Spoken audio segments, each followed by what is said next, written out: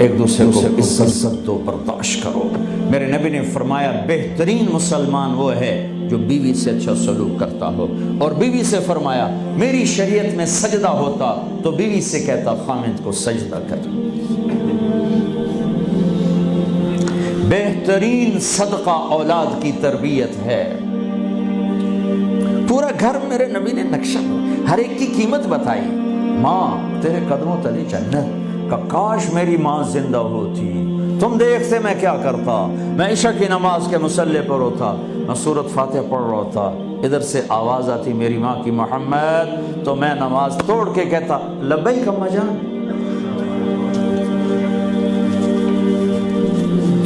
باپ کا تیرے جنت کا دروازہ ہے، باپ تیری جنت کا دروازہ ہے، کھولنا توڑنا نہیں، کھولنا توڑنا نہیں،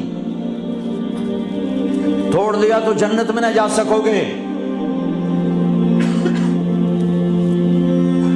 سب سے بہترین مسلمان جو بیوی سے اچھا سلوک کرے، سب سے بہترین عورت جو اپنے خامند کی منشا کو دیکھے۔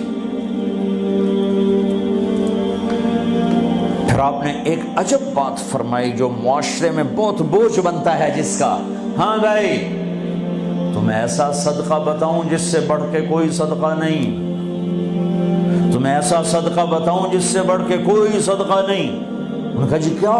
کہا الابنۃ المردودہ، جس کی بیٹی کو طلاق ہو گئی یا بیوہ ہو گئی اور گھر واپس آ گئی ماں باپ کے، یا ماں باپ نہیں ہے تو بھائی ہیں، وہ ایک بوجھ بنتی ہے ماں باپ پر بھی، اور بھائی تو ویسے ہی باغی ہو جاتے ہیں۔ میرے نبی نے فرمایا اس بچی پہ خرچ کرنا کائنات کا سب سے افضل صدقہ ہے۔ گھر، ایک گھر کیسے چلتا ہے؟ ہمارے ہاں پنجاب سندھ بلوچستان سرحد میں بہنوں کو وراثت میں کوئی حصہ نہیں ملتا، سب بھائی کھا جاتے ہیں۔ میرے نبی نے فرمایا جس کو اللہ نے 2 بہنیں دیں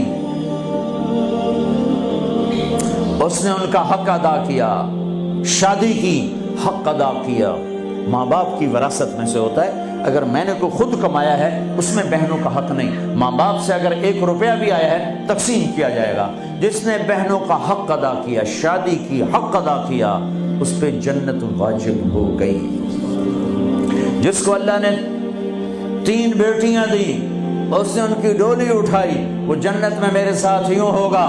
ایک بولے اگر 2 ہوں، کہ جس نے 2 بیٹیوں کی شادی کی وہ بھی ایسے ہوگا۔ اللہ بھلا کرے۔ ایک صحابی کا کہ جس کی 1 ہو، کہ جس کی 1 ہے، اگر اس نے اس کو عزت سے رخصت کیا تو وہ بھی میرے ساتھ ایسے ہی ہوگا۔ پھر کئی بچیوں کو طلاق پڑی ہے کہ اس کو بیٹا نہیں ہوتا۔ یہاں آنے سے پہلے کا واقعہ، پنڈی سے بچی رو رو برا حال اس کا، میں تو فون سنتا ہی نہیں ہوں ایسے کہ میرا تو کلیجہ پھٹ گیا ہے۔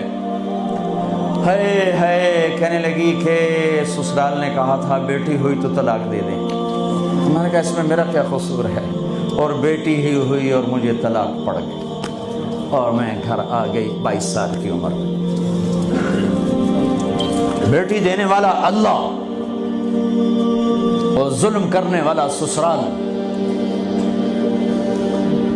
میرے نبی کو اللہ نے بیٹے دے کے اٹھا لیے، قاسم اٹھا لیے، عبداللہ اٹھا لیے، ابراہیم اٹھا لیے، 4 بیٹیاں دی، 3 زندگی میں اٹھا لی، زینب، ام کلثوم، رقیہ، تینوں آنکھوں کے سامنے چلی گئیں۔ فاطمہ سے نسل چلی، آپ نے فرمایا لوگوں کی نسل بیٹے سے چلتی ہے، میری نسل میری بیٹی فاطمہ سے چلی۔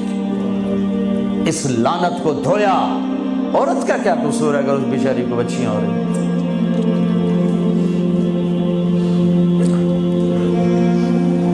جس نے اپنی بہنوں کو حق ادا کیا، جس نے بیٹیوں کو ڈولے میں بٹھایا، ان کا حق ادا کیا، کہ جنت میں یوں ہو جائے گا۔ بہنوں کو دینا اتنا ضروری ہے، حرام ہو جاتی ہے روٹی۔ میں نے مولانا جمشید صاحب میرے استاد ہیں، میں نے ان سے تفسیر پڑھی۔ میں ایک دن شہد کی بوتل لے کر گیا، پرانی بات ہے 76-77۔ میں نے کہا حضرت یہ ہدیہ ہے۔ فرمایا کہاں سے لائے ہو؟ میں نے کہا جی میرے اپنے باپ کا ہے۔ فرمایا تیرے باپ نے اپنی بہنوں کو، تیرے باپ نے اپنی بہن یعنی میری پھوپھیوں کو، تیرے باپ نے اپنی بہنوں کو زمین میں سے حصہ دیا تھا؟ یہ سوال کیوں کیا؟ 10 روپے کی شہد کی بوتل تھی اس وقت، کہ اگر دیا تھا تو یہ میں لے لوں گا، اگر نہیں دیا تو پھر یہ حرام ہے، میں نہیں لوں گا، یہ مطلب